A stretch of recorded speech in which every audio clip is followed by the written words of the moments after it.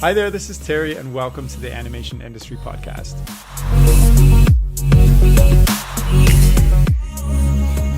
Today's chat is really special to me because this guest has been a personal inspiration of mine as I pursue my dreams of getting into the animation industry. Back in 2017, I wasn't finding my career as fulfilling as I thought it would be, and I'd always dreamed of doing something creative instead. Right about the time I decided to quit my job and pursue animation, I discovered Underpants and Overbites, Jackie Davis's autobiographical watercolor webcomic about her tiny life in Rochester, New York. I immediately fell in love with her work because she was on the same path as me, just a few steps ahead.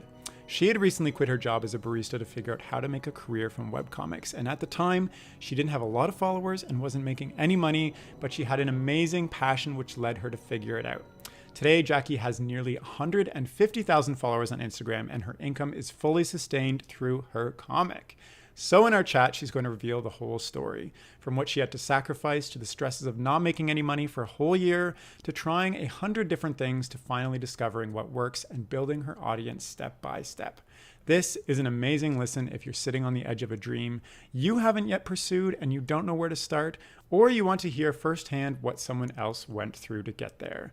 But first, I have a sponsored message to share with you. This episode is sponsored by my friends at Bloop Animation, which is an online animation learning platform packed with premium online video courses for aspiring animation filmmakers. They have courses for all major animation programs like Maya, Animate CC, Toon Boom, Blender, TVPaint, and many others, as well as some non-software courses like a storyboarding course, animation foundations course, and even one about making graphic novels, which covers absolutely everything you need to know from start to finish. Their courses are all in video form, so there are no deadlines or application process.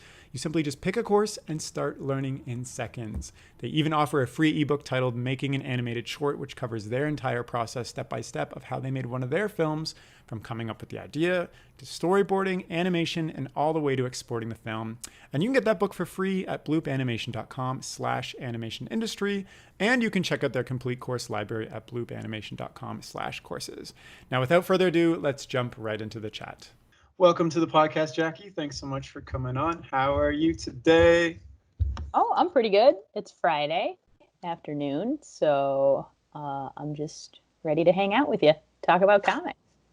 Great. I'm so glad that you spend your Friday afternoons hanging out with me and me hanging out with you. I mean, it's a two-way street here. And also, like, it's the pandemic situation, so we don't have much else to go out and do on a Friday night, I guess. Mm-hmm. No, I'm actually, I was really looking forward to this because I get to. Me too. I've been following you since, I guess, the start, pretty much. I found you right near the beginning when I was doing my own watercolor comic, and I want to chat all about that. So maybe let's roll it back to the start and figure out where things started from with you. I know that in your comic you talk about this coffee Jackie a lot. So who was that? What were you doing with coffee? How did this lead to your now infamousness? Oh, that's flattering. Sometimes I question, the. You're pretty famous on the internet. But I'm like, I am just a mere worm. But I will try to inhabit a more vertebrate space. Yeah, greater, maybe even a snail. But I would say it started I went to art school and then I just worked in coffee for 8 years, I think. And I did other stuff on the side. I worked in a screen printing shop and I made a lot of birthday cards with art because I'd gone to school for illustration. So I was like, well, I gotta illustrate stuff, but I didn't. Oh, and I illustrated editorials for a magazine for a little bit, and they traded me a light box so that I would wear a helmet because I always biked there. They begged me to wear a helmet, and I was like, okay, I'll do it for you. And then I got a light box, so that was a cool step up. But yeah, Coffee Jackie was just me, but I really wasn't that good at my job. I liked the customer service part of it, but I always had a lot of frustration around working for somebody else. And so you were working there for 8 years.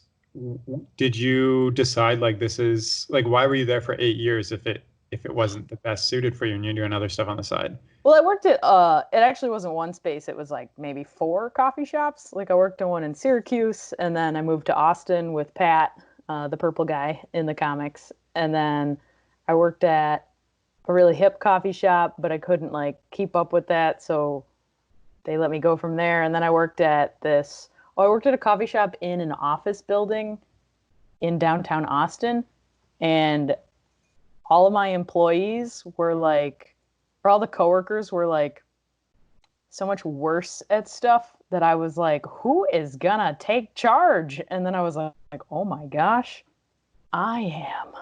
And so that's how I learned to like be a more responsible person, because someone would like leave the toaster oven on all weekend. And then I'd be like, whoa, someone's gotta do something. But so then I had like an incremental amount of work ethic. And so then it could translate to another coffee shop in Rochester, which that was probably one of my favorite spots to work at, because I don't know, it was just fun and I like the culture of it. And honestly, I like interacting with people. So it's interesting for me to hear this because it sounds like you were very tied to finding jobs in coffee. Why were you not finding jobs that were more related to your illustration degree slash where you are now? I think I didn't find any jobs related to art because I wasn't really qualified to have them, and I didn't super believe in myself at the time. But also, I made a very conscious effort to separate. Like the art I always wanted to make was for myself, so I made a very conscious effort to not have an art job and then get home and be tired of art. And then, I mean, that's the hypothetical that I could have even gotten one of those, which is very unlikely. You know, it's not like, well, I never want to work at Pixar because otherwise I'd be too tired to make comics. It's like, I couldn't have gotten that job anyway. But I made a conscious effort to work in coffee because I'm really good at waking up early, and those are my favorite shifts to take, and not a lot of people loved those. Free food, good tips, and it was just fun to hang out. And it was nice not having like a big party culture. It was just sort of like muffins, and you get out at noon and you're like, well, goodbye. See you tomorrow. So tell me the story of how you transitioned from coffee to Underpants and Overbites. Well, so Pat and I moved to Austin after we both went to Syracuse for illustration, and when we lived in Austin, um, it felt like just couldn't catch a break. I was like, ugh. But it was part of my attitude too, just in coffee. And then we decided to move to Rochester because it's like a smaller town and we have relatives around here, and it seemed like a nice opportunity to just borrow some Tupperware and free furniture and sort of like figure it out. So when I moved here, I worked in coffee, and then that's when I decided, like, forever I was like, okay, I want to make art. But I didn't know that I wanted to make comics because I hadn't really even heard of comics. So after moving to Rochester, I think we've been here for like 6 years. Pat was like, yo, you gotta check out some graphic novels. And I was like, whatever, man. Spider-Man, not for me. But then I checked one out at the library and it was amazing. And I was like, oh my gosh, I'm going to do Which this. one is it? That one was, I think the first one. Okay, I did read the whole Walking Dead series, and I like nearly lost my job because it was so hard to stop reading it. But the one that I was like, this is what I want to do with my life was Blankets by Craig Thompson.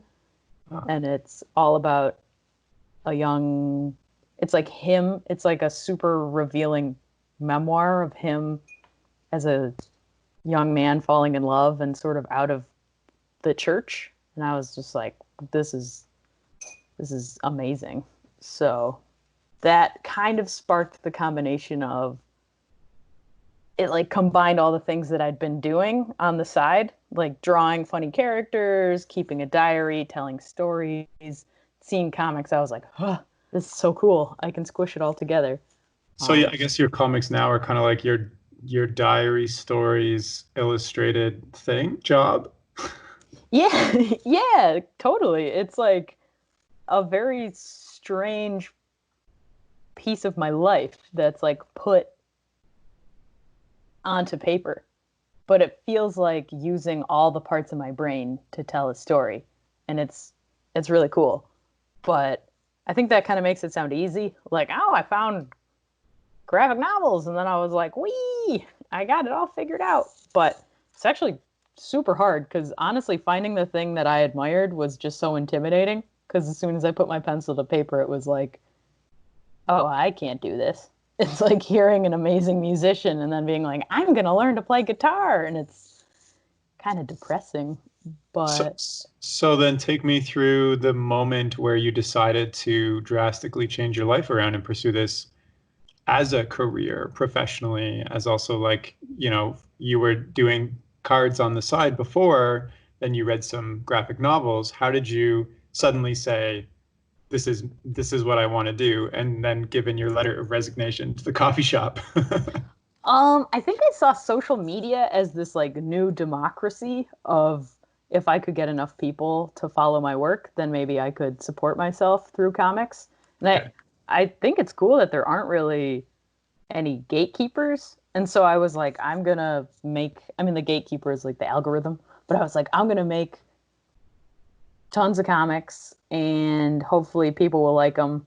And I'm gonna turn that into my business and see what happens. And that's easier said than done. But to start out, I mean, before I even made Underpants and Overbites, I just started learning about comics. And so I rented like hundreds of graphic novels from the library. And then after a while, I was like, okay, I've read enough of these. I think I need to try to write some stuff. So then I rented a few books on making comics. And then I think I decided to just draw for like 15 hours a week, even if it was kind of bad.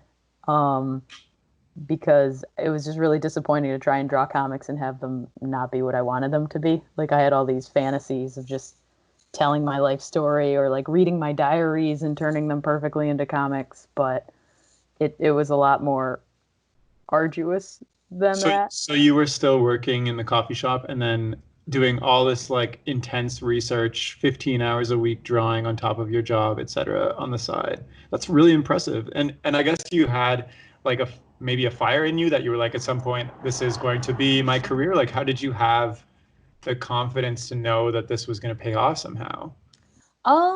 I mean, it was definitely like a blind confidence of like this has to work, but also like I really put all my eggs in one basket. Like my almost all my 20s were just they were serving coffee, and even my mom would be like, why don't you get one of those office jobs? And I was like, Mom, I can't. Like, first of all, I can't, but second of all, even if I work for 40 hours a week, then I won't have time to make comics. So if I work for 30 hours a week, then I could like find that balance.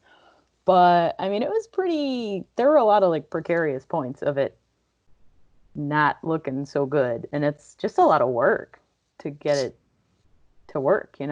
For sure, yeah. And like obviously it didn't pay off immediately for you. But what did you have? You said you put all your eggs in one basket. What were those eggs in your basket when you handed in your resignation letter that made you feel comfortable to do that? Because like quitting your job is a really like I did that and for my business job to pursue animation, and it was like a really tough, emotionally charged like decision that I had coming for like a year. Oh, So yeah. tell me about that for you. Like what was in your basket when you said I'm doing this? Yeah. My basket was like, I think, I mean, I bought myself some savings bonds when I was a kid. And so Like I every normal cashed child. I was like a weird little kid that, well, I actually used to like sell greeting cards door to door with cows on them. And Of then, course you did.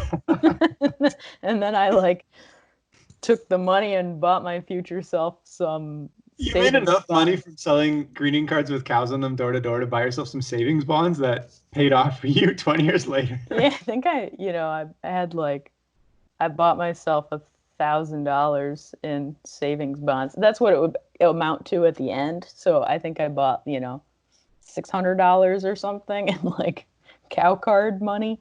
That is insane to me that you still people, some people probably still have those in like they're like in a shoebox in their closet with all their greeting cards. Oh yeah, probably. Although like yeah, I had some left over and they'd just been like following me everywhere I moved and I was like I got to get rid of these and then I recycled them. So they're gone now, but I am free. Okay, so you had a savings bond, a cow savings bond. What else? Um, I think I'd made a comic every week Yeah. for like 2 years. And so then, I mean, I can't really remember like how many followers I had or how much money I was making, but I was at this point where I was like, okay, I could probably live for like 6 months and then like I just have to make some money to pay for it. I don't know. And I mean, I'm not gonna lie, it helps like Pat and I got married and then he got a job as a teacher. Right. So that was definitely like one factor. I mean, we were both like, "Ooh, this is kind of risky," but it was nice because there's health care on that end, and so it wasn't like all of my eggs in one basket. But I guess I mean like my identity eggs, which are like I don't know what else I would do with my life if I didn't make comics. Yeah, I think that's a really good, I think that's a really good point. And I also like that you said you were drawing every week for 2 years. Like it sounds like you kind of proved to yourself that this was something that you could do going forward instead of like, just jumping in kind of cold feet and not knowing what to do. Yeah, I think I quit at the point where I was like, coffee is really getting in the way of Ah, me doing this. Where I think other times it's like for a while, coffee was like, I don't know. There's like, you have a good point about, like, I think some people, they like make all the packaging and the branding and then they're like, time to quit my job and run my business, but the business right. doesn't even exist. Got And my it's, website set up. yeah, and it's like, ooh, yikes. Like the logo doesn't really matter. You got to have other stuff. So I definitely had like the engagement, maybe a comic running in a magazine, and Rochester's not that expensive. So it Right. was So like, you're seeing some kind of checkmark success things along the way. yeah. And you know what's pretty helpful is like, I mean, you said you quit your job, and I imagine it was a lot higher paying than my job. So it was like helpful to quit a job where I didn't make that much money anyway. So the bar wasn't like I will never see this much money again. Like it was like I kind of had a moment like that where I was like, I'll probably never see this much money again. But in me, the reason was like when you said identity, like animation was so tied to who I knew I was, and I'd been putting off for so long that I realized that I'm never going to go back fully to the business world. I'm going to pursue animation regardless if I get paid nothing, or something, hopefully. Anyways, so yeah, it was like I was like, I have to do this no matter what. Like, if I don't do this, then I'm not doing something with my life that I love. yeah, So, totally. And I felt like I'd made that choice to work in coffee anyway, because like I loved it. It's fun. It's free food, lots of like joking around with coworkers. Like I liked the activity, I don't miss the like garbage water that explodes out of a trash can when like 100 people have like poured their coffee into the trash to then like top it off with creamer. But it even that was a choice. Like, oh, I love this more than working in yeah, retail or more than working in HR or something. And I think other people find their niche. Some people just love like analyzing data, but I'm like, coffee was the best thing that I could. It was like the best like waiting room that I could pick, and so I was already like trying to do something I love, and then when I found comics, it just blew everything else away, and I was like, I got to do this like with my yeah. life. So, How did it feel the moment you actually made the decision, like in your mind? oh man, well actually, I was like gonna work for a few more months. Like after Pat got his job, he was like, okay, you can like, why don't you quit in June? And then it was October and I was like, Pat, I gotta quit tomorrow. and he was like, "Ooh," and I was like, "I just have to," and he was like, "Okay," and so I put in my 2 weeks, and then after my 2 weeks were up, they were like, "Can you work one more shift tomorrow?" And I was like, "Oh, okay, fine." And then then after that, I didn't work there ever again. So you said Pat well, it sounds like Pat has been amazingly supportive. But how did the rest of your network of support react? Like you said, your mom was always like, "Gotta find that office job there, Jackie." Like, did everybody react kind of the same as Pat? Because you had already been doing this for like 2 years. I think with any kind of creative thing, there's always going to be like, it's so unconventional that people are just going to be like, "Oh, okay," And I mean, now people are just like, "Oh, this is great," but it is hard. It's a hard sell Right. to be like, "I'm going to draw potatoes for the internet." Like one time, my uncle was just like, "You want to make money like with this?" And I was just like, "Yeah, man." He was like, "Okay." Like it's like you don't really believe it till you see that it exists. Yeah. And but they were pretty supportive. My family's Essentially, really like, you're not putting yourself into an established job path already. Like you're figuring it out for yourself how it's going to go, right? Like, did you know exactly how you would be making money through comics when you so yeah. So I guess you figured it out along the way. yeah, yeah. And I mean, I like part of the story is that I met my friend Nick, and he had taught me Nick Gerwich makes the Perry Bible Fellowship, and then he lives in Rochester. And so at one point, before I even started Underpants and Overbites, but in between, like after I found comics and before I started my comic, I was like, I reached out to him and then found out he lived in Rochester. So then we would hang out once a week in. It's like I feel like everybody knows his comics. I knew them from so long ago because he had that random website where it's just like a list of each comic, and he'd put out one every decade. um, so so how did that happen? You just reached out to him, and he was like, "Sure, I live where you live. Let's hang out." Yeah, pretty much. Like he was working on this Kickstarter book.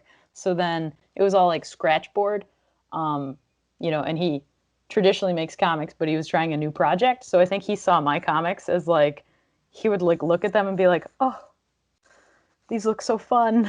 I remember what fun used to be." So there was a little bit of like I think vicarious exploration where I'd be like, "Oh, I got this idea." And he's like, "Oh, ooh, cool, ooh, move this around." I'd be like, okay. But yeah, so that was super helpful. But I was gonna say he made a living with comics and he's like totally independent. So it was I didn't know how I was gonna make money, but just seeing that he could, and I mean we were like Ah, two totally different creatures, but seeing that it was a possibility was really cool. Because he'd be like, "Oh, I'm just packing up this original to sell to a man in Panama." And I was like, "What?" And so like that was cool. And sort of showed me that it is possible, even if it's like rare and kind of unconventional. do you think it takes somebody quitting their job and putting all their eggs in one basket like you to find this kind of career path? I mean, I don't think that has to be the case for everyone, but it definitely had to be for me because I already spend basically like all of my time doing this, and now Yeah. I'm starting to build in like the concept of like a vacation day. And I'm like, "Oh yeah, that's what regular people have, right?" Like I could maybe do that. But I mean, I think a lot of artists have like a lot of webcomic artists, I think a lot of them have day jobs. Honestly, I don't know how they do it because Yeah. I can only do it by not having a day job. That's a good point too. Like when I was deciding if I could work and pursue animation, I was like, I don't have the mental capacity to do both really well. I have to choose one or the other. And if I choose like my business marketing job, then my animation's always going to kind of be like lackluster because I don't have the time to spend on it and it'll never go anywhere. So I was like, I have to put all of my eggs into animation so I can build up my skills more quickly instead of like over a decade. Yeah. No, totally. And like, I mean, I barely have time to like live. You know, like I make comics, but like, dude, my kitchen floor is just like so dirty. And there's like spaghetti, you know, just where the stove is. And I mean, probably everyone has that problem, but just like I clean my house, but also like this is my full-time job. It's so time consuming, and I do want it to be like accelerated, and I don't want to be yeah, I don't want to work anywhere else because it's hard enough. I guess my point is it's hard enough to like just sweep the crumbs off my couch and still make comics and be a human being. So I can't imagine if I worked anywhere. So Be can you take me behind the scenes of a day in the life of Jackie? Like what does a typical day look like for you? That's a good segue because I was like starting to sweat by like Oh telling no. you telling you how gross my house was. Well, I was going to ask you about that spaghetti, but we can deflect from that. it might be applesauce. I'm not You sure. might see that in next week's comic. A typical day is I try to wake up at like so like we got like ideal days and then we have like I melted kind of days because they can't be perfect. But an ideal work day is like I wake up at 6 and then from 6:30 to 7:30 I do yoga and then I like walk around my block like it's a commute because now I do yoga in my house. So I used to like walk away and then walk back, but now I'm just stuck inside. Um, and then I eat breakfast and then I try to, ooh, sometimes I shower. And then I try to get to work by 8:30, get to work. And then I work from 8:30 to noon. I'm usually like standing up at this standing desk and I wear a camelback and I drink water out of it. Ah, And this sounds like an adventure. What are you doing during 8:30 to noon? Is it all drawing? Are you like are you just massively producing comics by the thousand? it depends on the day. I think I try to have 2 business days and then 3 comic days because I have Ah, to. So on like a business day, I like pack orders and send emails and format PDFs and who knows, order more stickers, like refile my tax information because I filed it wrong, like all that kind of stuff. And then on a comic day, yeah, I'm just writing and inking and drawing. And I set like a 90-minute timer and then draw for that amount of time and then take like a 10-minute break and then do it all over again. oh wow, that's really committed. Like I found that when I work from home, I'll like just go with the flow. Like if I wanna draw for half an hour and then take an hour break, so be it. Or like do something for 3 hours and then take a 5 minute break, so be it. Um, so I have a ton of questions about like the beginning years when things were maybe a little bit more of a struggle or whatnot. What was like the biggest fear in your mind from the moment that you were doing things on your own to the point where you really felt comfortable doing this? I mean, I don't even know if I feel comfortable now. I feel comfortable because other people tell me to feel comfortable, but personally, it's like a real roller coaster. Like one day I'm rich, the next day I'm broke. Like one day I got it all figured out, the next day, like I read a reason someone doesn't support me on Patreon and it says, I don't like this art anymore. And then I'm like, ooh, how? So it's like it's a real roller coaster, but it is definitely more established. It would be silly to not, accept that fact. But I would say early on, my biggest fear was just what if it doesn't succeed? Like, what if I don't make any money? And what if I have to go work at a coffee shop again, which is a fine place to be. Yeah. But honestly, I kind of was just like, this has to work. So as silly as that sounds, I was like, I'm gonna make this happen.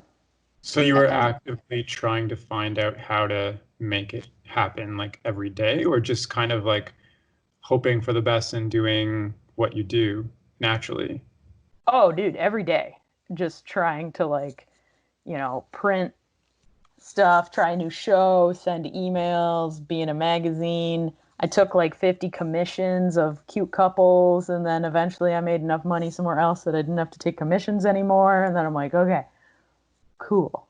And then I went to comic conventions and all kinds of stuff. But I was like, this has to work. This is my only option. And I really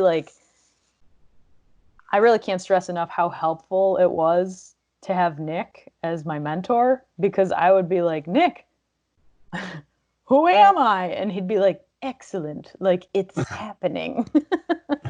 Like, yes. Very good, Jackie. Like, this is phase 4. And I'd be like, oh, my brain. So it sounds like you were trying a lot of things. Well, I was also following you, and I remember when you were taking commissions and like you were published in a magazine, you're doing like these little potato jackies around Rochester and stuff. What was the biggest thing that paid off for you that led you here? Was it a combination of everything, like getting the word out there, or was there like one thing that kind of you did repeatedly and it kept paying off slowly? I mean, I would say the biggest payoff is, I think it's really fortunate that my comics are of this time. Like, they happen to evolve to be about mental health, which is like a very popular topic, and they just feel very like relevant. And I think the world is ready for like an authentic voices in creators. Like, I don't know if this would have worked like 20 years ago. But it When like feels Charlie like, Brown was like the main thing. when what? Charlie Brown was the main thing. Yeah, and then it's like my comic didn't start out with that intention. Like, I started out with like, it was a diary comic. Yeah. But it was more gag based, like, oh, Pat did something funny, I'm gonna write it down. And then after I wrote like that for like 2 years, and it's still good work. I'm not like, oh, this is, I'm so embarrassed. Like, I think it's great. It just doesn't have as much like narrative about itself. But yeah, writing about gag comics for 2 years really helped me like with pacing and timing and word balloons and all of that stuff. So none of it's like lost. It's all valuable. But then I did the 100-day project, which is 100 comics in 100 days, and it was like so intense that I couldn't rely on like situational things to write about. So I started writing about my childhood and like my brain and all kinds of things. And so after that was sort of this evolution into sharing about how I feel. And then now people will be like, your comics, they brighten my day and they really lift me up, and they make me feel less alone. I think that's like the biggest response I get from people. And I would say that's one of the most fortunate things about the year 2020 is people want to feel less alone. And I think my comics help them do that. So now I'm worried, like, if I'll still be relevant, I'm like, oh no, what if the world moves on? But I'm just gonna chill and take it. Yeah. No, I think that's interesting that you don't always feel comfortable now, even though an outsider might be like, oh, well, she's established. She has over 100,000 followers. She's got Patreon, like all these. She's been in magazines. She's, et cetera, right? But I think that's like stuff you wouldn't hear unless you talk to you personally, and I like that a lot. And it's relevant to your comic as well, your diary comic. So was there a moment that things really started to change for you? Yeah, I would say it was the 100-day comic, or the 100 days of comics. Like, people really responded, because before that I'd sort of made the comics like hyper precisely with a brush pen, and like everything was shaded like, this like Fabergé egg. It was like perfectly rendered. And then for the 100-day, I was like, I gotta make comics fast. And then people liked those more than the 2 years of the stuff that I'd made. And I was like, ooh, ah. But then I just kept doing it. And 100 comics later, I was like, oh, it's sort of, that was like, the pace is a little too fast. But then I morphed the traditional painting of the first 2 years with like the total sloppy painting of this, and now it like has a new style has emerged, which is like clean and nice, but also not hyper labor intensive. But I would say things changed then. People were really receptive to it, and I gained a lot of followers, and it was just like I made 100-day. I published a book after that, like self-published it, and then people bought it, and I was like, whoa. I have a copy. Ooh. I signed copy from you. Yeah, you got it from me When at you came to TCAP. Toronto. Well, yeah, I've been following your journey and absolutely love it. Can you, maybe for somebody who hasn't read Underpants and Overbites, can you describe who Jackie in the comic version is and how she is tied to your diary and you and all that jazz? Oh, sure. So Jackie as the comic is like, she's very round. Well, she's like an oval. She's pink. She wears glasses, but they don't have a bridge across the middle. So some people just think those are her like double eyeballs. And I don't know why she doesn't have a bridge, but I think it's because she doesn't have a nose. Um, she looks a little bit like a minion, but like not a minion because they're different and probably like trademarked or something. But yeah, she's cute and squishy and has skinny arms and skinny legs and spiky brown hair. And she's kind of dorky. And when she lifts her arms up, her belly button shows. And yeah, she's really just like me, but in cartoon version. And I think her voice would be a little higher, like, hey guys, what's up? Because I pictured her like a little smaller because she's on the paper. But yeah, that's pretty much it. And so, but also when you are making comics, they're very personal about your life. Like, how is that tied to you, I guess? Oh, I mean, they're like 100% about my life. And honestly, art has been one of my like oldest, it's one of my oldest companions. So Comic Jackie is like an extension of me. And when I'm drawing, it's like I'm playing with her. And sometimes when I'm really down, it's like she throws me a tiny life preserver. And then when she's down, I throw her a tiny life preserver, and then we can kind of draw and hang out and grow together. Like she shows me more things than I ever would have known about myself. Because it's sort of like drawing through a mirror and then coming back. So is it fair to say that I guess you've both grown from this experience just from definitely. The comics? Oh, that's nice. Well, and that's I feel like I can also tell that just by reading your comics. So what is I guess we kind of touched on the dream that you're pursuing, but like what is the ultimate vision where you're in that state where you're totally comfortable look like? I don't think that state exists. Yeah. Like I think no matter how successful I get, I'll be like, oh, I don't know. Like, am I an imposter? Who am I? Am I gonna make rent next month? Like, I mean, I hope to, have savings and buy my 50-year-old self some savings bonds, hypothetical, because they're not as useful anymore.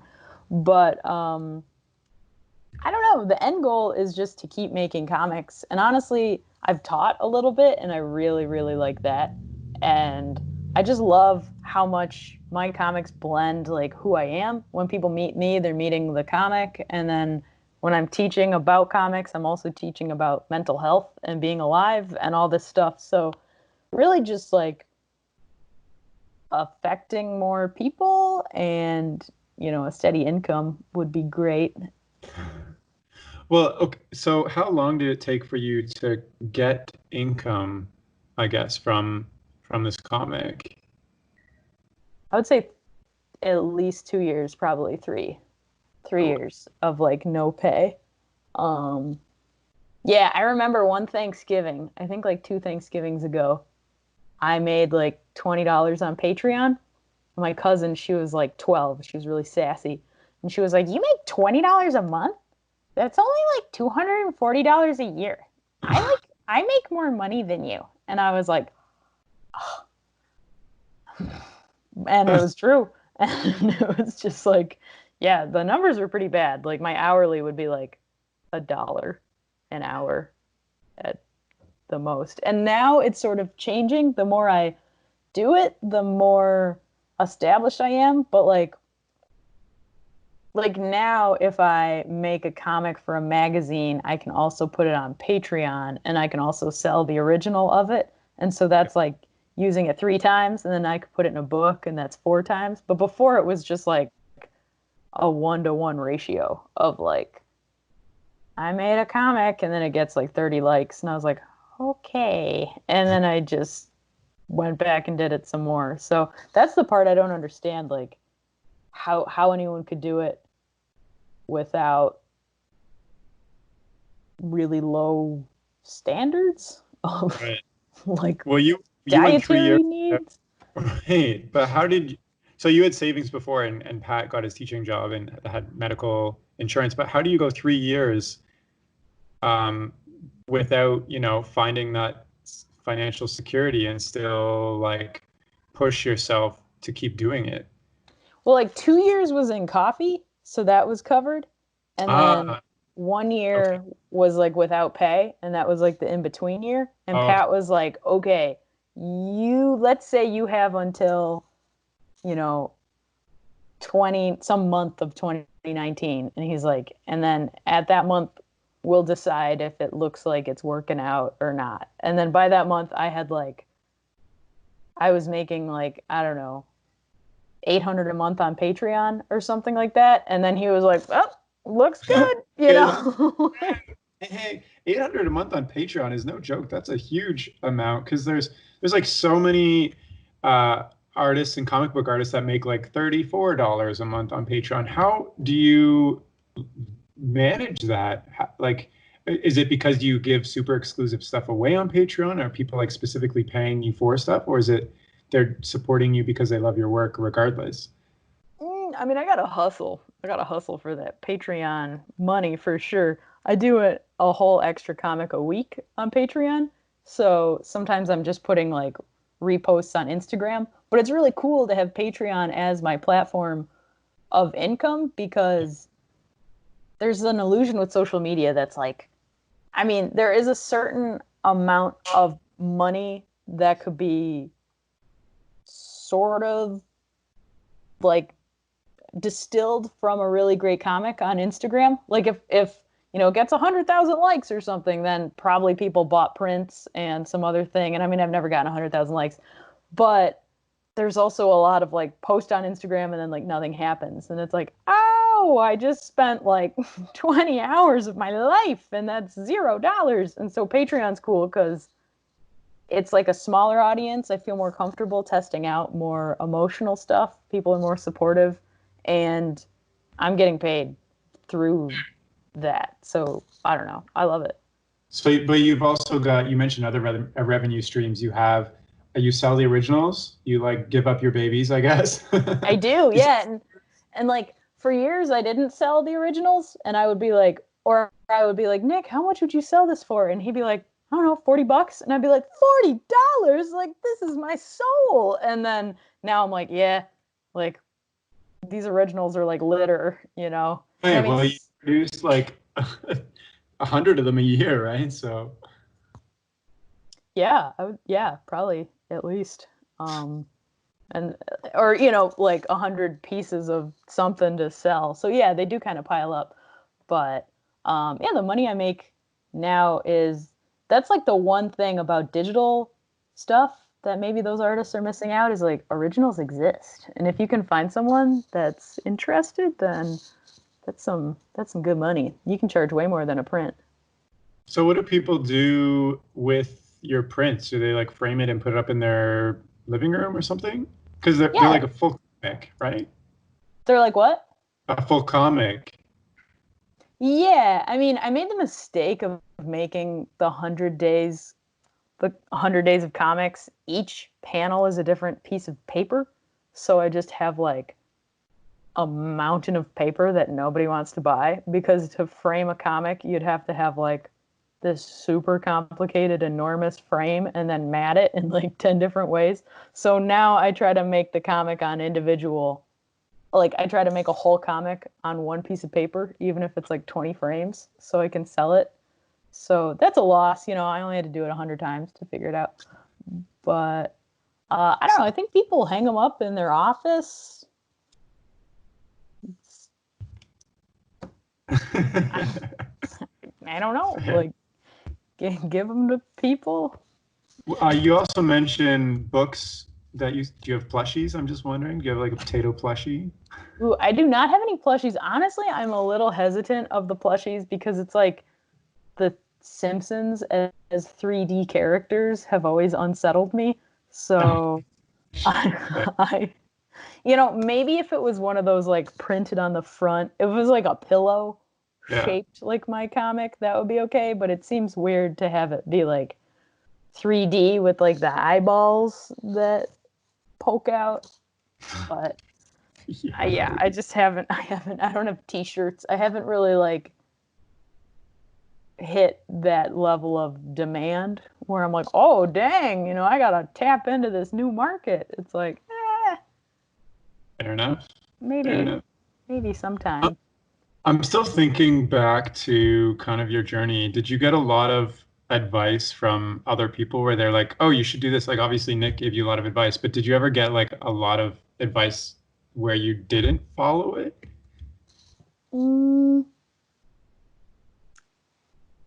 Yeah, yes and no. I mean, I think I could only hear what I was capable of hearing anyway. Like, I just was so determined to create my own thing. But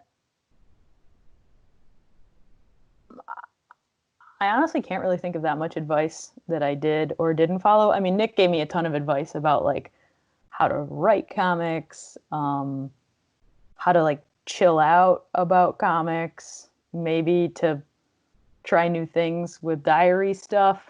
But at some point we sort of diverged because I write diary comics and he writes gag comics. Yeah. And so I would be writing about like relationship stuff. And then he'd be like, this would make it funnier. And I was like, yeah, but that's not what happened. And then he's like, and we're both like, sorry, man. Like, I just got to write it my way. But starting out, I mean, a lot of the advice was just like, good luck. Like, it's not advice, but it's like, let's see what happens. And So what advice would you give someone else now who's like, I'm doing this comic thing on the side. I have a little bit of a following growing. How do I take it to the next level if this is what I want to do?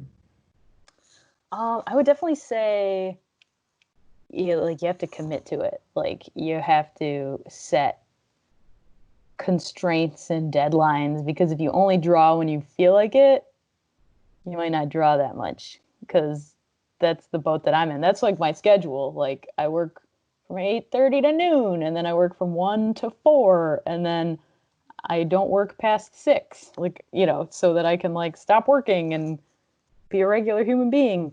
But yeah, some days some days drawing feels like tearing my own skin off. Like, it's so hard to draw. Just like moving a pencil, I'll just be like, ugh. But I'm like, okay, I have to do it. And then I just have to like push through that and through it and through it and through it forever. And that's why I don't think I'm ever going to feel like I've made it, because it's always going to be some new thing that is like, this is so hard. And I mean, it's so fun, but it's like a roller coaster. And I think a lot of people starting out are like, oh my God, that seems so fun to draw cartoons all day. And it's like, it is.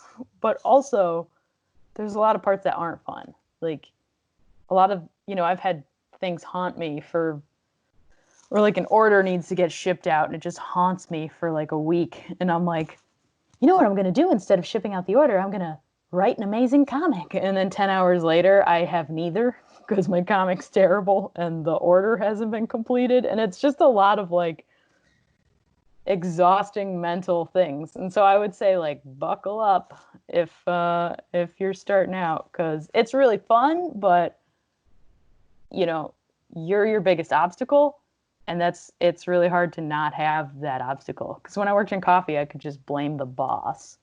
I was you just going to know. ask, did you ever have those nightmare days in coffee that compare to what you're doing now? When you Oh, have, never. yeah.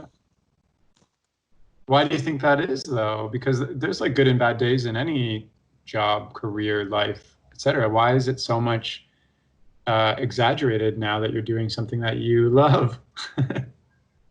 I think because like in coffee, I definitely had bad days. Like some days I just wanted to like lay down and fall asleep on the ground, or some customer would be annoying, or I'd have like bronchitis and like be trying not to cough while I'm making a latte.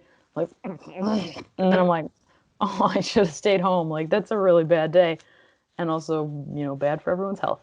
But now I think it's so hard because no one is going to do any of this but me. And in coffee, at least I could just play with time.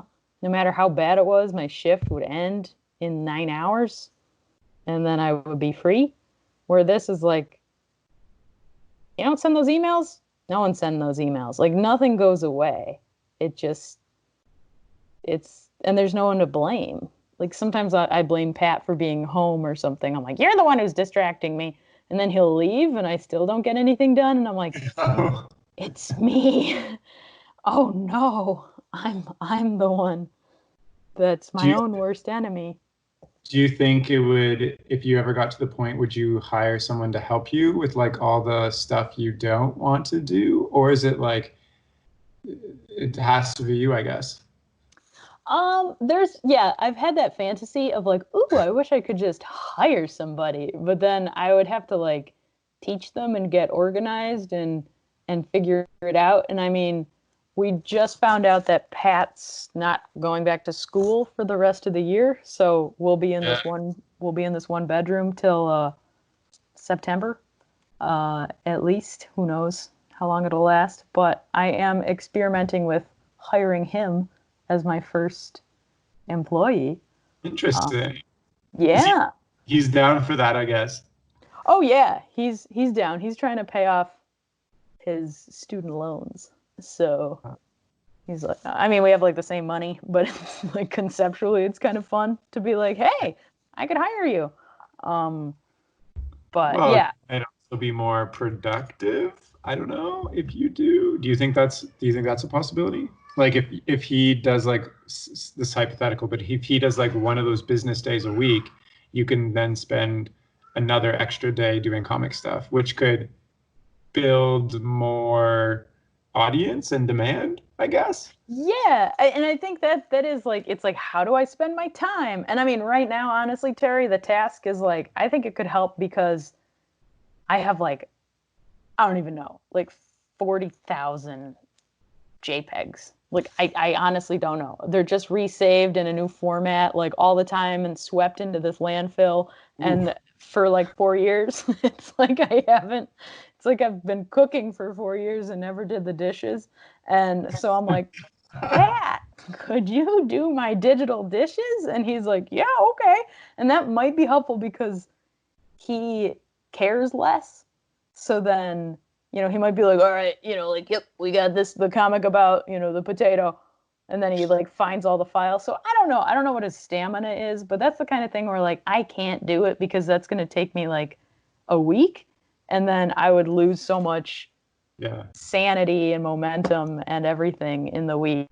But hopefully, I mean, the dream is like that I could hire someone and then it frees up my time and I'm like Andy Warhol and all I do is paint and then I leave. But the reality is it's going to take me 10 times longer to teach someone how to do it first before I see like the return on that. So, It almost seems like a trap because it's like if you had that now, maybe you could get further, but because it takes so much time, you can't devote your time to it. So you're like in this weird cycle where you're like almost breaking to the next level, but it's so hard because you're in this, I don't know. no, totally. And then I don't know what happens when someone has kids. Maybe they're just like, that's how it is. That's what let the files be what they may. And then it's just like, see ya. I don't know. Well, kids can certainly complicate things. What is something that you really want somebody to know about you or your comic or your journey? I would say that I doubt myself every day. So if you doubt yourself, that's fine. Um, but I also work really hard, so then I know that I tried my best, and that bar is always changing. Like best for one day is different for a different day, but I just keep trying. And honestly, like some days, like my aunt and uncle, they owned a print shop for 30 years, and they're like way cool, and they just retired. And then I think about it, I'm like, oh, I bet they had like a really bad 1998, like Yeah. probably, but they stayed in business. And so I think it's really important for me to like not sweat all the little things. And I remember one time I spelled like supper instead of super, and I was like, oh my gosh, like I'm a failure. And now those mistakes get bigger. They're like bigger and bigger. And if I spelled super or supper or whatever, I'd be like, whatever. Like I gotta go to the post office. So it's cool to like level up, but it's almost like I can't grow any faster than I can grow. And so Yeah. if anyone's starting out, it's like just accept that it's gonna be a long journey. It's fun. It's worth it. There's a lot to learn. Friends help along the way, and don't be too hard on yourself if it's not working. I like 'Cause, that. I like that a lot. So what's well, oh oh, I was just gonna say like my comics and my stories, they go so much further than I do, because like I'm just in my house and I draw them, and then I'm like, I hope people like them. And there is some feedback, but a lot of it is just like it's just solitude, and it's like crickets. And I'm like, I think people like it. I mean, I just have to keep making it and like trust that they do. Because if everyone said they did, my brain would probably like explode. If everyone that read it, gave me a comment, I'd be like, I think that's interesting. We haven't really touched on that, but I guess like for me, going back to my career in marketing, like the companies I would work for, we do like focus groups. So I'd be like sitting in a one-way mirror like room where there's like people at a round table, and there's like a moderator asking them questions we wanted to ask, so we can like dig into their mind to know what they like and if they like our product and what they think of our brand and all this stuff. And we spent like part of one of my roles was an analyst, where I'm like just digging through data to figure out what people like so we can create products for them, versus you are finding success without doing that. Like every company spends a ton of like into research and marketing to figure out what people like, but you're kind of at the opposite spectrum, just kind of being authentic, and people are resonating with that. Do you have any thoughts on like would you want to spend time and do research to figure out what people like, or do you look at other comics to try to like understand why people are liking those comics and implement them in yours, or is it purely just like you said, crickets? I mean, I definitely look at what's happening with webcomics, and like I remember when I got out of art school, I like didn't want to look at any other art because it would like corrupt my own art. And Oh, then I was just like, that was not helpful. That'd be like not listening to any music if you want to learn how to play music. And I understand where I was coming from, but now I read, tons of comics, see what other people are doing. And I mean, there is a temptation to see what some people are doing, and I'm like, oh, it's so simple. Like if only I did that. But it's not me. So I just have to like make sure to incorporate it into what I make, and trust that if I look at a fun thing that someone makes, oh, like webcomic name is great, and it always ends with like the phrase, oh no. And I'm yeah. like, that's brilliant. Like, look at that formula. If only I could just squish myself into that. But that's just not how I work. Like, sometimes my comics are one panel, sometimes they're 30.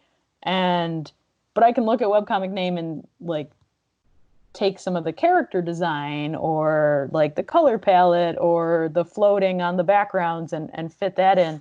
But I would say, as far as like crowd testing things, I'm definitely aware of what resonates. And I mean, I think relatability is probably one of the most Mhm. common threads. But I think there's this really sweet spot of like relatable but hasn't really been said before, because there are a lot of comics that are like oversaturated, like I bought a succulent and it died, and it's like, okay, like I try not to do that. Or like what I thought I'd look like in a ponytail and like what I really look like. And so I just try to think about, what do I care about? And those are the stories. I try not to tell stories to get people to like them. I just tell stories that feel really true to me. And then sometimes people are like, you're weird.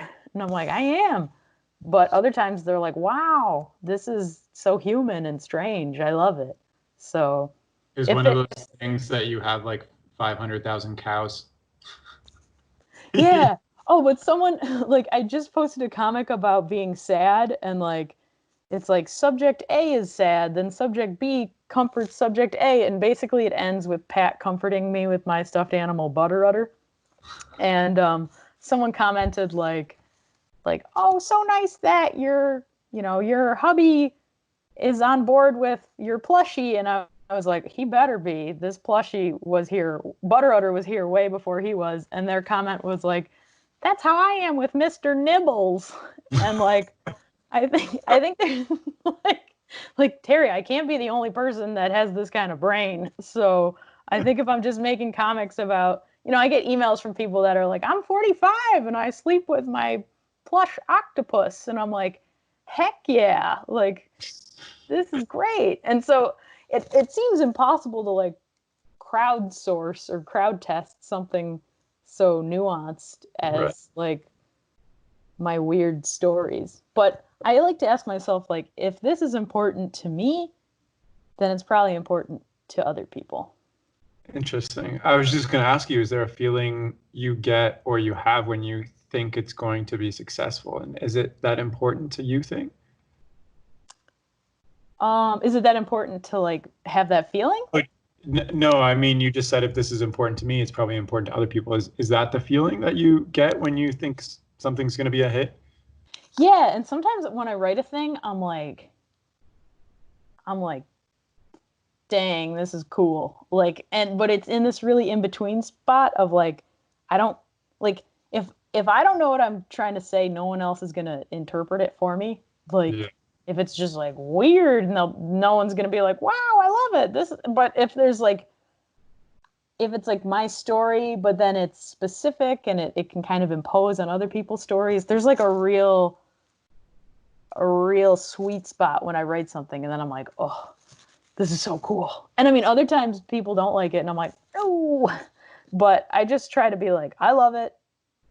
And I try to tell myself the comic I like the least is probably still someone's favorite comic, like somewhere. And then that gives me more.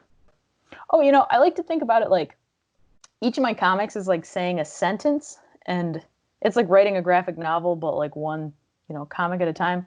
But it's sort of this idea of like, this isn't the last sentence I'm going to say.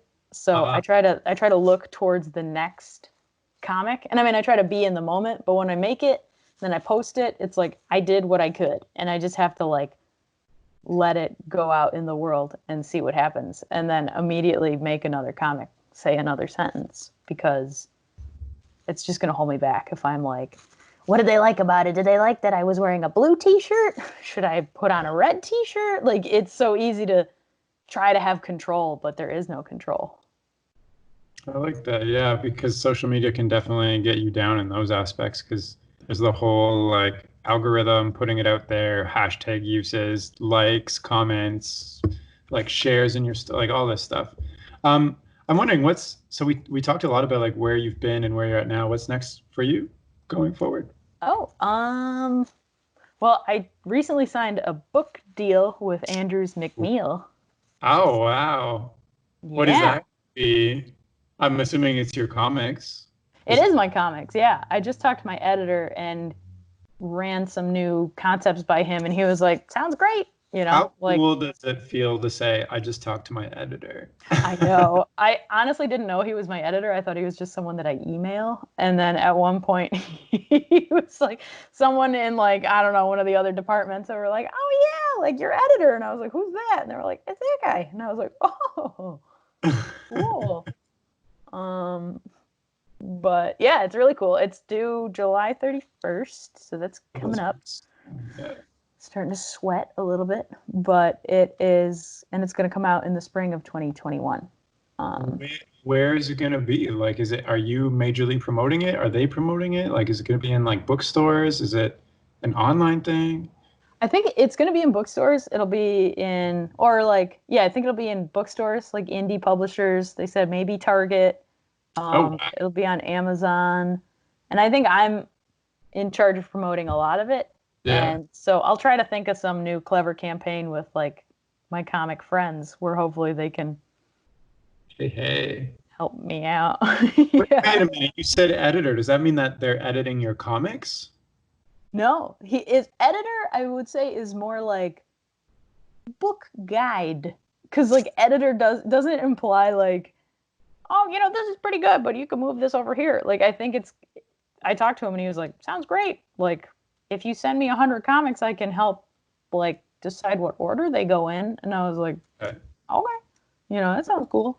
But it sounds pretty like, I'm really excited. And this is a big part of my, you asked what it looks like to be, what I want my successful future to be. And I really want it to be like complete creative control. That's been one of my biggest goals.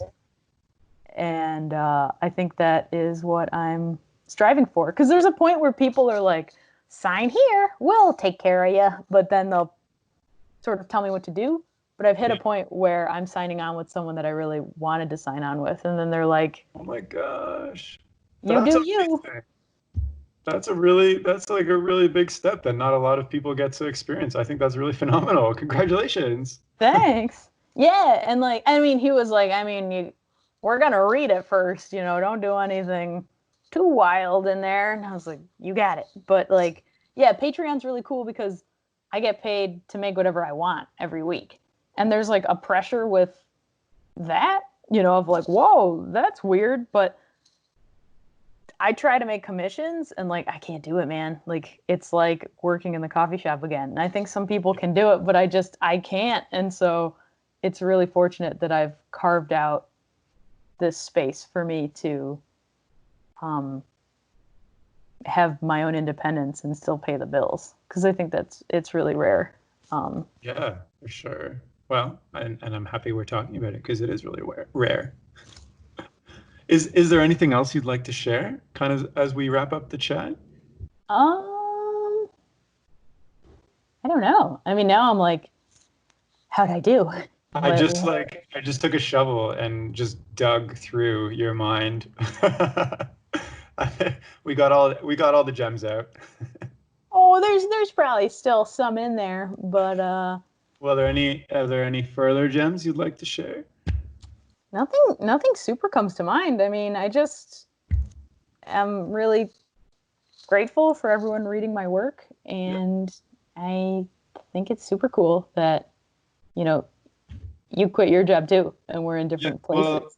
Well, you still are a big inspiration for me because we kind of were on the same path, and like me just watching you kind of like go on this journey, try out all these different things. Like I chose to go to school and kind of that be my path to rely on for the next couple of years. But you've always been a really big inspiration. It's been awesome watching you grow and seeing these successes. I'm really happy we're chatting and I get to pick your brain and how that all went. Yeah. I mean, I would say like, I don't really know where it's going, but I'm just going to keep making. Is that part of the like fearful fun of doing your own thing though? Because if you knew exactly where it was going, would it be as exciting?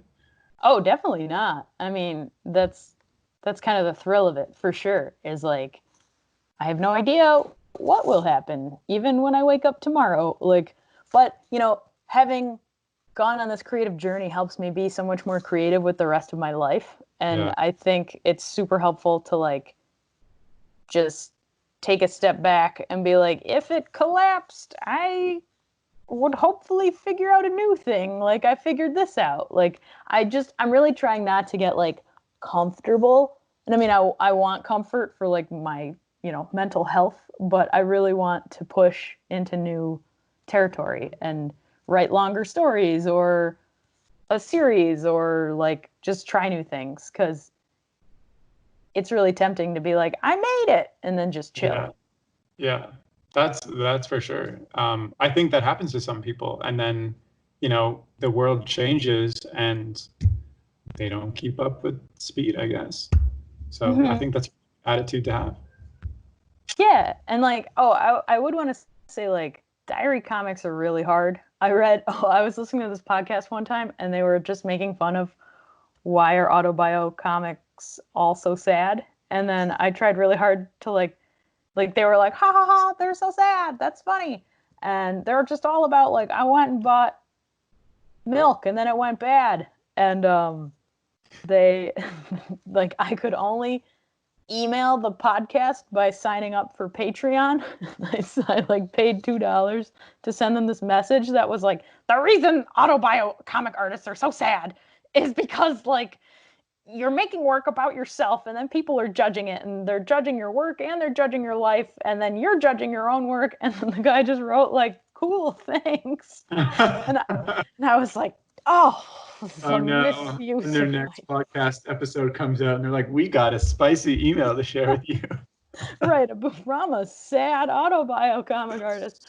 But I guess the point there is like, I could have reinvested my time into my work instead of trying to get people to understand something that you just have to like try. And anyone creating anything, even the podcast, even if it's not being nice to autobio comics, is like, it's so hard to be a creator. So I have a lot of respect for anyone like hustling out there, because you're just conjuring something from nothing, and then it takes very little effort for someone to be like, that stinks. Oh, Carrie, one time someone said my comics look like inbred potatoes. Oh no. And I was like, oh, that's so well, you sad. don't know if they meant it ironically in a funny way. So, but you have to take criticism when you're putting something out there. Not everybody's going to like it. And I've had that experience too, where I'm like, oh, people will love this one thing that I put out. And then somebody says like, oh, that's really dumb. And like internally you're crushed, but you're like, oh yeah, like whatever, I don't care. So Oh yeah, totally. Well, and there's a really funny illusion too of like, if a larger person, there is something to be said for being like retweeted or reposted, and then if they have a larger audience, people see your audience, but like, or people start following you. But yeah. I remember early on, like, I had only made a few comics, and then I made this one, and like Nick reblogged it on Tumblr, and I was like, time to get famous. Yeah. And then nothing happened, and I was like, oh, dang. And so it's like these weird expectations of how you think you're going to, things are going to get easy for you, I guess. And then when those things happen and nothing changes, you're like, I was lied to my whole life. I thought like Kim Kardashian was going to retweet this and I would become the next, I don't know, whatever. I don't know why I said Kim Kardashian. No, totally. But it's like the idea of being going viral. And I mean, some people do go viral, but then I can't imagine that there's much sustainability with it. But I hope with like, I'm trying to like build a real website, because right now it's like this Squarespace ruin. And like, I'm hoping, I finally printed out a shipping label after owning the label printer for like 2 years. And it was just haunting me. Yeah, that was like, I paid Pat like $20. I was like, you got to set this thing up, man, to get this out of here. I love how you pay him to help you out with stuff. Well, I try to make it feel like an actual, well, like, like a business. Like I want to like not punish myself, but I want like the reality of paying someone to do a thing so that I'm not just getting him to do it. Like I want to be like, ooh, but that to me was worth the money. I'm like, this sat in a box for 2 years. Like, take it, man. What, because you got to connect the online store to the PayPal to the ship. That sounds too complicated for me. I'm not. But it's like set up for me too. It like drives me crazy, and I'm like, just do it. But this idea of going viral is like, if like I want to have things set up for when my book releases in like 2021. Like I want my website to work. I want to have like, I don't know, an email listserv. And I mean, it'll never be perfect. There'll always be like, I went on Tapas once and then I never went back, and like the shadow of a profile is there, and like I'm sorry, but I'm trying really hard behind the scenes to like do a bunch of stuff, and so then maybe in the spring of 2021 people will be like, this came out of nowhere, and it's like, no, you don't see so hard for so long. yeah, like you don't see the 5 years that has like gone into it, and I think that's really discouraging when I was starting out. Like I was like, I want to be super successful. And it's like, okay, well, you got to sit down and draw some stuff. And it's like, and you probably didn't even know what it took to get there. And what you just said is a big reason why I started this podcast, because through my journey, it's like the world only tells stories of instant success kind of thing, right? Like the news, articles, YouTube, whatever. It's like, this person was nobody and now they're amazing. And part of this podcast was to really dig deep and find out how that happens. And what you just said, it takes years of grueling, anxious, not knowing what you're doing for you to reach some level of success. And I'm sure there's people who experience instant success for whatever luck of the draw reason, but I don't think that's a strategy for anybody to actually go and forth and do. oh yeah.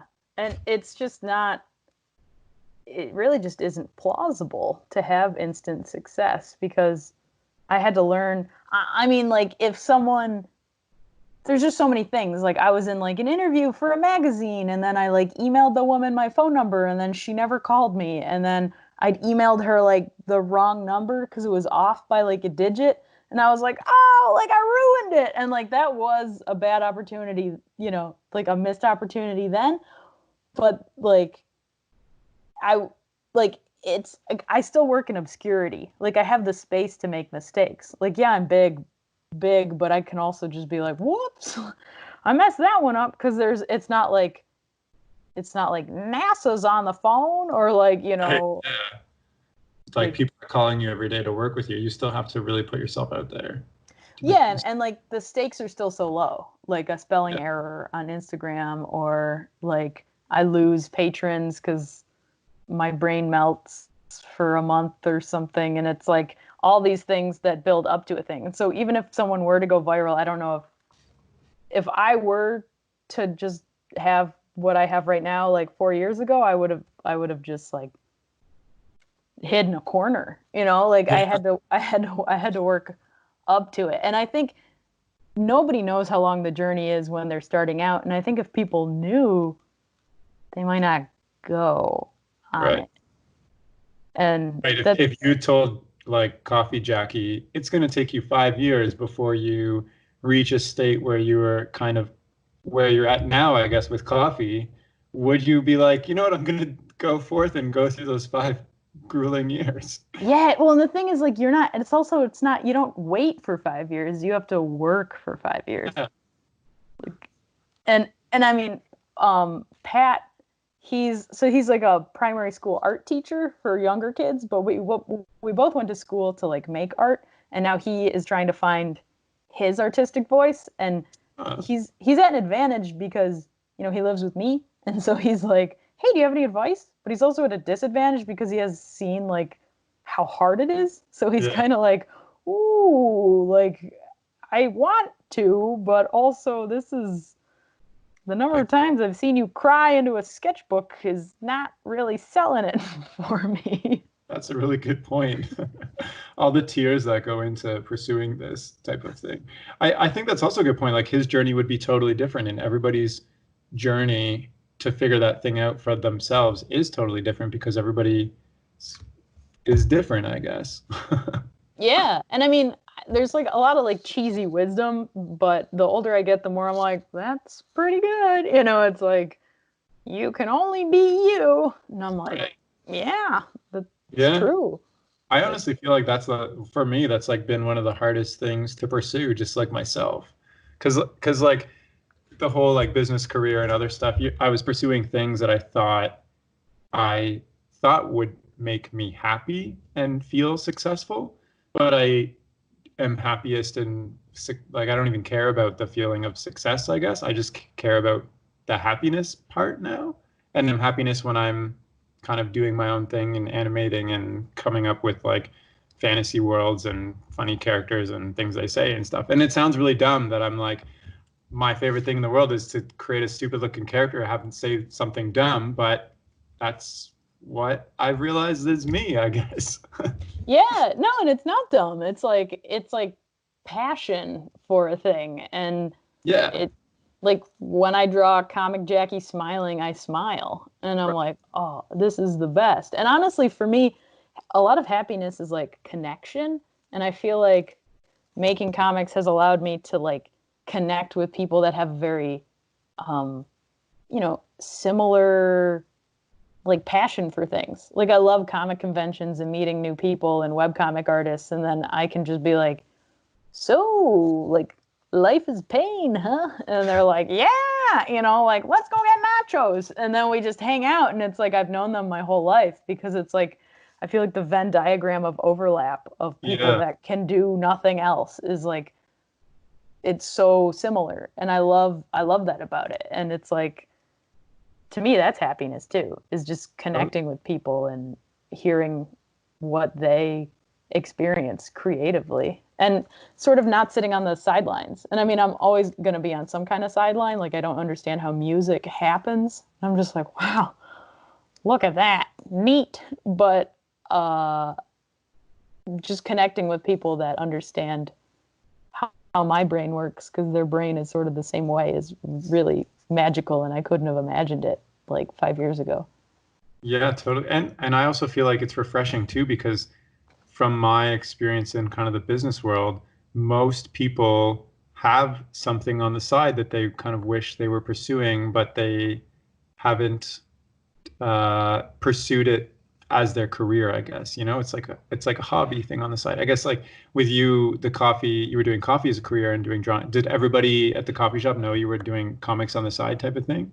Oh my God. Yeah. I would just like show them constantly, and then they'd be like, oh, cool. I actually started with drawing them first, and then I would like post my comics like in the bathroom, and then I'd come back from my bathroom break and people would be like, we know what you did. Like you were on your phone. I was like, but yeah, they knew what I was doing on the side, because everyone had a thing on the side, like photography or bands or music. And that's also what I love about coffee shops, is that they sort of support the side hustle. And it just at some point it kind of got in the way, but it definitely was where I got my start. Because when it's slow, I would like draw my coworkers and different employees. And Nick actually said he saw me like showing people comics before I emailed him, and he was like, oh, who is that person like making comics? Because I would show people like at the coffee bar all the time. Oh my gosh, that's really cute. Yeah. Then I emailed him and he was like, oh, it's like coffee person. That's cool. I love that. Also, it's kind of like full circle thing. I have one question. I just thought of it now. I've never asked this before. What is your takeaway from this podcast chat? Because I feel like we chatted about so many like personal journey aspects of your life. Do you have any takeaways from just what we chatted about, or just having this chat in general? Have you ever really poured out this before in any of your other interviews? I've poured out some of it, but I feel like you like talking to someone with a similar journey is certainly like evokes, you got really good questions. So I'm like, ooh, it's like he's got like an inside scoop. I would say one takeaway is like, I'm already close to the end of this podcast, and I'm like, did I do a good job? Like, what happened? Are the gremlins are going to eat me once this podcast turns off? But I just got to be like easier on myself and accept that I'm, just telling my story, and nothing is perfect. So I'm really just glad to connect with someone. Nice. But, well, I super love this, and I really hope that if somebody's listening and they don't follow your work, or they do follow your work, they see kind of how real your journey was and who you are, I guess. Because you make a comic, but at the end of the day, you're you, and that's what I guess really matters about the comic too. What you just said is kind of interesting to me, because I I was also on a podcast recently, and by the end, I felt the same way. I was like, "Oh my gosh, I hope I did a good job. I hope I answered all the questions correctly, and I didn't ramble on too much, and I didn't sound boring." Like, why does that happen? Like for me, I super enjoyed listening to you, and I brought you on for a specific reason because I really enjoy your work. I've been enjoying your journey. We kind of went through something similar, and I think you're a really cool person. But like, why do you feel like that? Because I don't feel like that at all listening to your work. Oh, yeah. I think it's just this like thing I'm trying to shake, sort of this self-consciousness. And I mean, I think it's really valuable. It kind of scares me to think about how much people can like see about me through my work. Like people will email me and be like, "You're this personality type," and like, "Have you ever blah blah blah?" And I'm like, "Oh, they do know." And I mean, I think that's just one of my, like, a big part of my journey is like self-doubt, and that's in a lot of my work, which is apparent. And it's kind of confusing because when I doubt myself and then other people say that they love my work and they love it because I doubt myself, and then I'm like, my brain just kind of explodes. But the more I can curb it and the more I learn about myself in a healthy way, I think the more valuable my comics can become for everyone. Because I don't think people want to read stuff where I'm like, "Who am I?" But if I can turn it into something else, then it is really, really valuable. And it's like taking perspective on my pain instead of just being like, "I don't know who I am and tell me I'm good enough." Like, I don't want to make my readers do the work of like, sort of like bolstering me or holding me up. Like, I want them to relate to me, but not like worry for me. So if I can fit that in. And I mean, I think there's a lot of value in sharing, like, I don't know if I did a good job, because then other people are like, "Wow, neither do I." Because there's so much with being adults that's just made up. And the more I learn that, the more I'm like, it's very freeing. It's alarming, but it's freeing that nobody knows what they're doing. Everyone's just like I don't know, wandering in the dark. And yeah, I like that you said you don't want your list or your readers to do any work, because that makes sense to me. Like, I wouldn't read a comic if I had to do mental work to like get to the point or lift the comic artist up or something. That makes a lot of sense, actually. yeah, and I mean, I want to make work that's really like authentic and vulnerable, but I want it to be like, I want to tell my story. Yeah. And then if people want to see themselves reflected in it, that's up to them. Right. And I think that's what's so cool about it is like, I'm just saying like, I did this, I do this, sometimes I feel that, instead of making a comic that's like, you are this person, you are that person. And then I think people love the option to participate with a mirror or to just look at me through a window. And I think that's cool. I think that's really cool too. Is there anything else you'd like to share? I think that's pretty much it. This is great. Amazing. Yeah, and I really hope that some people listen to this and feel inspired by you, because I definitely do. So thank you so much for coming on the podcast chat, Jackie. It's been an absolute pleasure. Ooh, thanks for having me. This is great. And if you're listening and you'd like to follow Jackie's work or reach out to her, you can do so by checking out her Instagram or Patreon or the fancy website that she's making, and include that'll be a while, but yeah. Okay, the crappy website that she currently has. And I'll include all those links in the description of this podcast. And thanks so much for listening. And that's all for now. Okay, bye.